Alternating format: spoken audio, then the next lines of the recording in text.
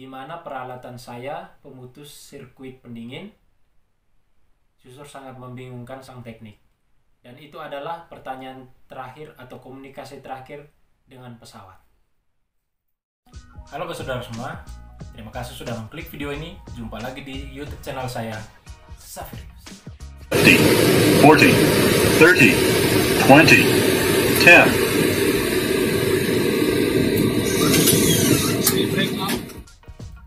Oke saudara semua, di video kali ini saya coba akan membahas tentang kecelakaan pesawat yang pernah terjadi di tahun 2005.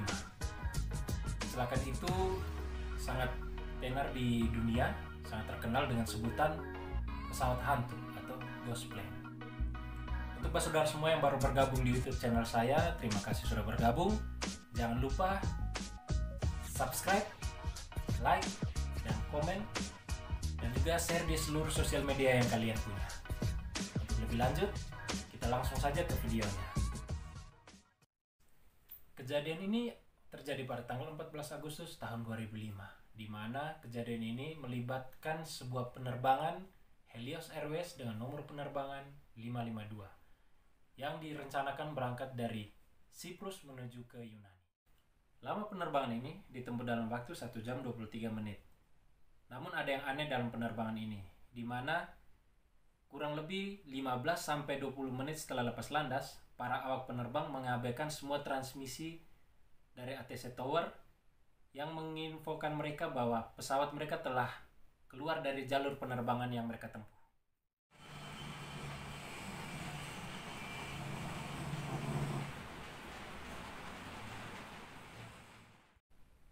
Pada pagi hari ketika pesawat ini tiba dari London, kru penerbang sebelumnya telah menginformasikan pada teknik bahwa pintu kanan belakang ada sedikit kebocoran yang menyebabkan pegangan atau tuas pintu tersebut terjadi pembekuan atau ada icing.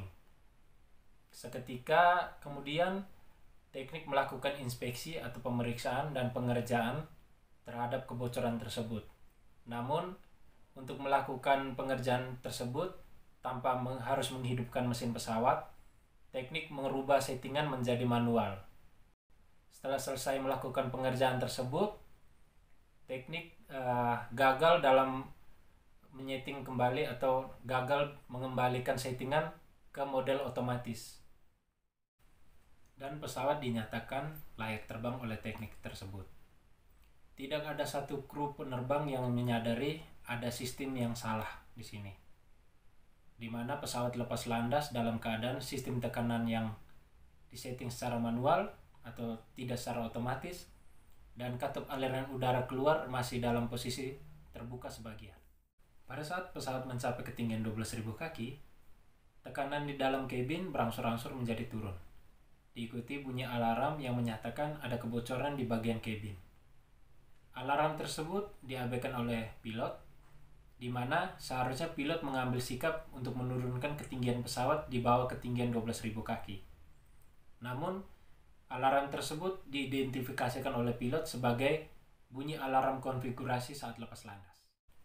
Beberapa menit kemudian, beberapa lampu di panel kokpit ikut menyala, dan pada ketinggian 18.000 kaki, masker oksigen pada kabin penumpang turun secara otomatis dan kemudian digunakan bagi para penumpang.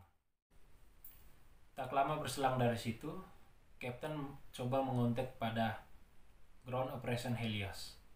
Kapten berbicara dengan teknik. Dia menyatakan secara berulang kali bahwa ada peringatan konfigurasi saat lepas landas, dan juga dia berulang kali mengutarakan bahwa lampu kipas ventilasinya mati. Teknik yang tadinya melakukan pengecekan kebocoran tersebut kemudian berusaha menanyakan kepada pilot, bisakah Anda mengkonfirmasi bahwa sistem tekanan itu sudah disetting kembali secara otomatis? Namun sang kapten yang sudah menunjukkan gejala awal hipoksia mulai kebingungan dan tidak mengonfirmasi kembali apa yang ditanyakan oleh teknik tersebut. Kapten yang mengabaikan pertanyaan dari sang teknik tadi kemudian kembali mengajukan pertanyaan yang membingungkan kepada sang teknik, di mana isi pertanyaan adalah, di mana peralatan saya pemutus sirkuit pendingin justru sangat membingungkan sang teknik. Dan itu adalah pertanyaan terakhir atau komunikasi terakhir dengan pesawat.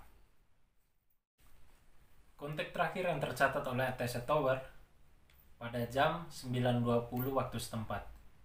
Namun pesawat terus melakukan penerbangan naik menuju ke flight level atau ketinggian 34.000 kaki. Setelah beberapa menit kemudian, pihak ATC Cyprus berupaya menghubungi pihak ATC Yunani guna menginformasikan bahwa mereka kehilangan kontak dengan pesawat Helios tersebut kurang lebih 15-20 menit setelah lepas landas. Informasi itu ditujukan kepada pihak Yunani guna menginformasikan pesawat tersebut di mana ditakutkan atau dicurigai bahwa pesawat itu telah dibajak.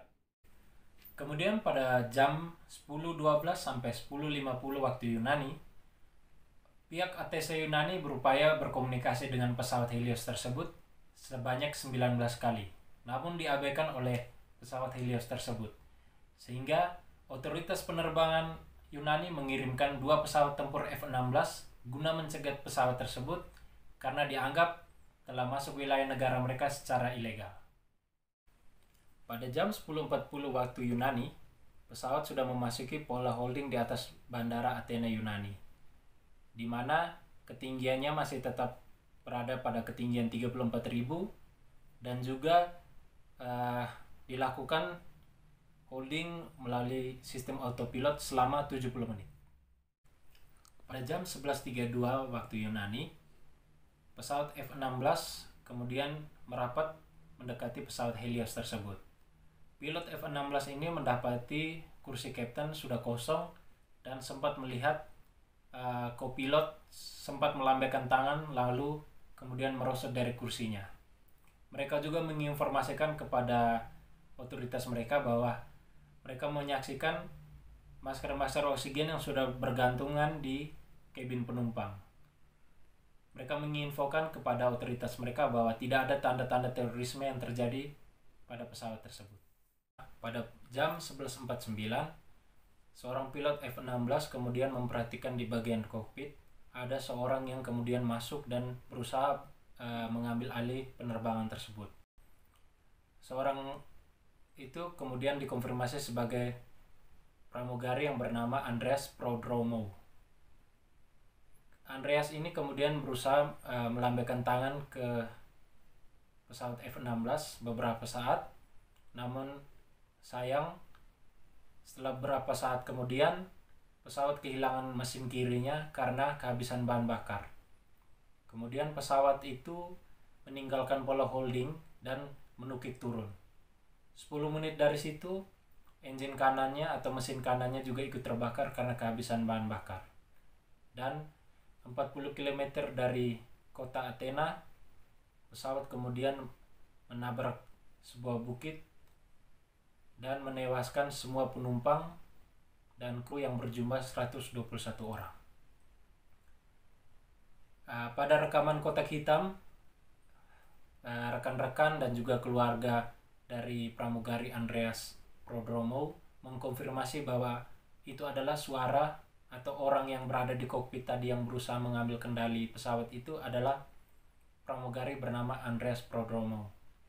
Didengar dari suaranya yang berusaha meminta bantuan lewat radio dengan cara memanggil Mayday Mayday selama 5 kali. Namun sayang, saat itu frekuensi radionya masih di frekuensi yang lain.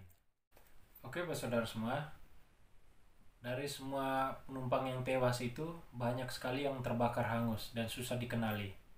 Kemudian pemerintah setempat melakukan otopsi kepada penumpang tersebut guna mencari tahu identitas mereka dan juga mencari tahu apakah para penumpang ini meninggal akibat kecelakaan atau sudah meninggal sebelum kecelakaan itu terjadi, di mana diketahui bahwa oksigen yang disediakan bagi penumpang hanya bisa digunakan kurang lebih selama 12 menit, di mana waktu 12 menit itu biasanya oksigen digunakan ketika pesawat mengalami masalah tekanan pada kabin di ketinggian tertentu dan harus menurunkan ketinggiannya pada ketinggian 10.000 kaki.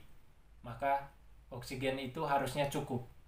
Dengan kejadian ini dapat disimpulkan bahwa pesawat itu melakukan penerbangan secara otomatis, di mana semua anggota penumpang dan kru sudah lumpuh karena kehabisan oksigen.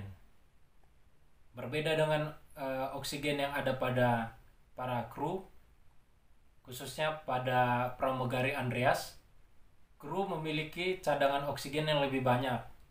Kenapa? Oksigen itu digunakan pada para kru untuk dapat tetap terjaga dan bisa membantu para penumpang ketika terjadi kebocoran pada pressure cabin pesawat. Makanya ketika sampai dengan titik terakhir, masih ada seorang pramugari bernama Andreas tersebut yang masih bisa berupaya untuk mengambil kendali pesawat tersebut.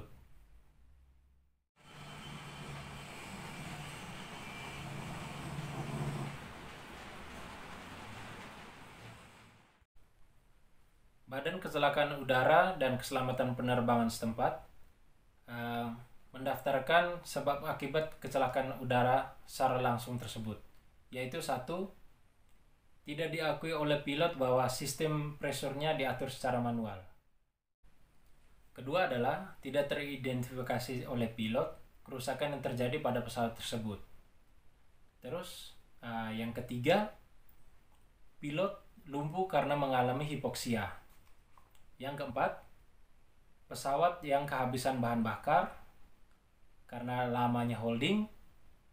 Kelima, pesawat mengalami benturan dengan bukit atau mengalami tabrakan. Yang keenam, adanya masalah yang merupakan rentetan dari masalah-masalah sebelumnya yang terjadi atau yang tidak pernah terselesaikan pada pesawat tersebut. Kira-kira itu adalah lingkaran atau sebab akibat di mana kecelakaan itu terjadi pada pesawat tersebut. Oke, saudara semua, itu tadi adalah kisah pesawat hantu atau ghost plane yang terjadi pada pesawat Helios Airways dengan nomor penerbangan 522. Kenapa pesawat itu disebut pesawat hantu atau ghost plane?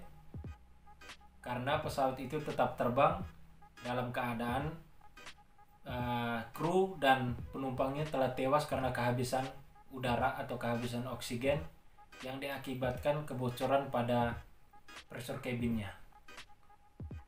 Oke, sekian dulu video dari saya. Sampai jumpa di video selanjutnya. Terima kasih banyak sudah menonton dan tetap sehat selalu. Sampai jumpa.